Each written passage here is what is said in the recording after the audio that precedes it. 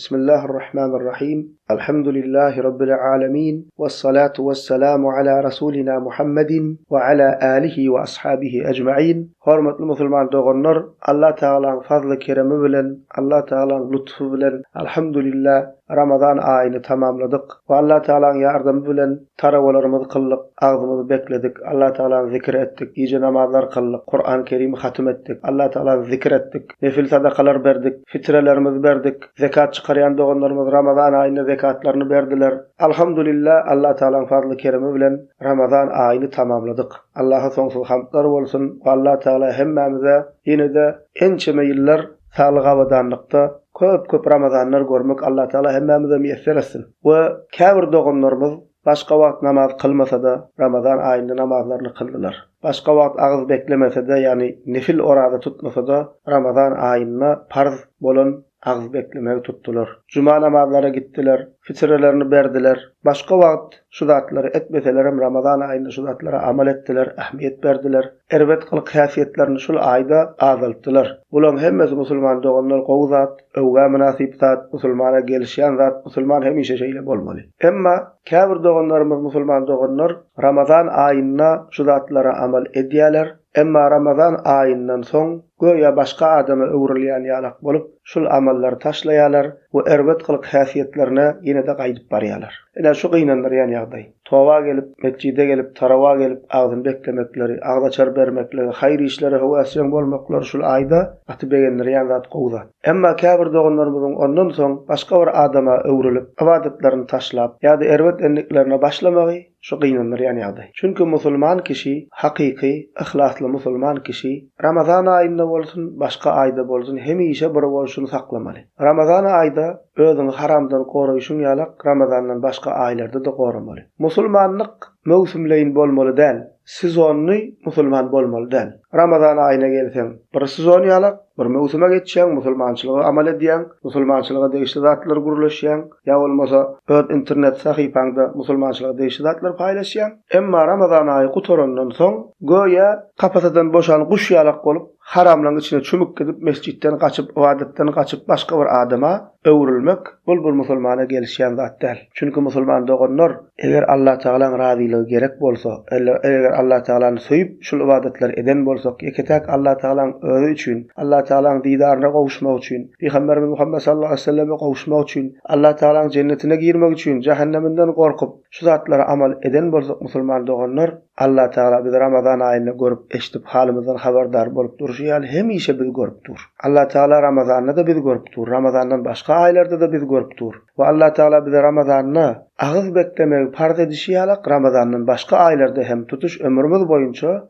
ibadet etmekligi farz kıldy musulman dogonlar. Şonuň üçin şu ýagdaýa üns bermeli, şol ýalgyşlyga düşmeli däl. Ramazan aýynyň bereketinden peýdalandyk. Alhamdulillah sogap kazandyk. Käbirlerimiz ýaltansagam tarawa gitdik, iýje namazlar kıldyk, sadakalar berdik, agzaçarlar berdik. Ýani sogap ýygnadyk. Emma ondan soň ýene de öňkü hal ýagdaýymyza gaýdyp barsak musulman dogonlar elimize ýygnança sogaplarymyzy ol aýlarda ýitirmemize sebäp bolar. Bu 200 ýyllyk bolar musulman dogonlar. Ramazan aýyna bir tüýslük, Ramazan aýy oturandan soň bir tüýslük. Käbir diýen Ramazan aýyna araq içmek diýip gowzat içme, hiç içme. Emma Ramazan aýyna Allah Teala'dan gorkuşyň ýalak başga aýda da gorkmaly musulman adam. Şonuň üçin musulman dogonlar Ramazan aýy aslynda biz üçin bir mektep. Näme mektebi? Takwalygyň mektebi. Nähilek Allah Teala'nın razylygyna uğrap bolmalygymyzy, özümizi nähilek alyp barmalygymyzy öwredýän bir mektep. Ramazan aýy bize irmän ýadaman Allah Teala'nın razylygy üçin ağız beklemeklige öwredýär. Bu başga aýlarda da Peygamberimiziň bize öwreden nefil razylary bar. 1-nji, 4-nji bolşýarlar, Şewwal aýynyň 6-nji bolşýarlar, Muharram aýynda bolşýarlar. Şo wagt şolaram näme musulman dogonlar amal etmeli. Ramazan aýy bize şoňa öwredýär. Ramazan aýy Kur'an-ı Kerim aýy diýdik.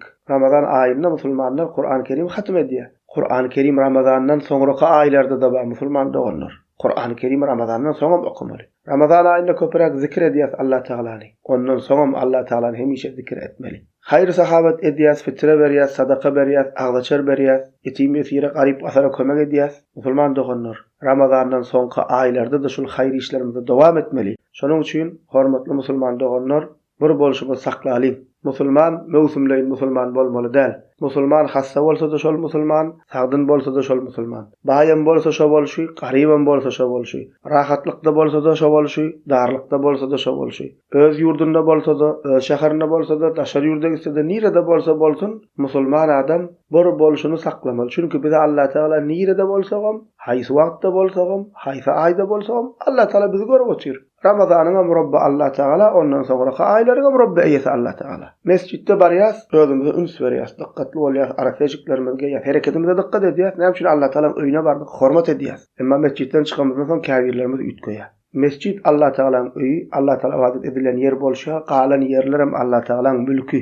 Şonuň üçin musulman doganlar, eger hakyky Qur'an'a buyuruluşy ýalak, musulman boljak bolsak, peýgamberimiziň öwredişi ýalak, musulman boljak bolsak, sahabalar ýaly musulman boljak bolsak, hemişe Allah Taala'nın razylygyna görä hereket etmeli musulman doganlar. Allah Taala Qur'an-ı Kerimde Hicr suresinin 99-njy ayetinde diýär: "Wa'bud rabbaka hatta ya'tiyakel yaqin." Sana ölüm gelýänçe Rabbuna ibadet et diye. Allah Taala diýmedi Ramazanda ibadet et, plan çawat ibadet et, plan aýda ibadet et, diňe şol wagt ibadet et diýmä. Ýok. Haçan ta ölüm gelýänçe Rabbuna ibadet et diye.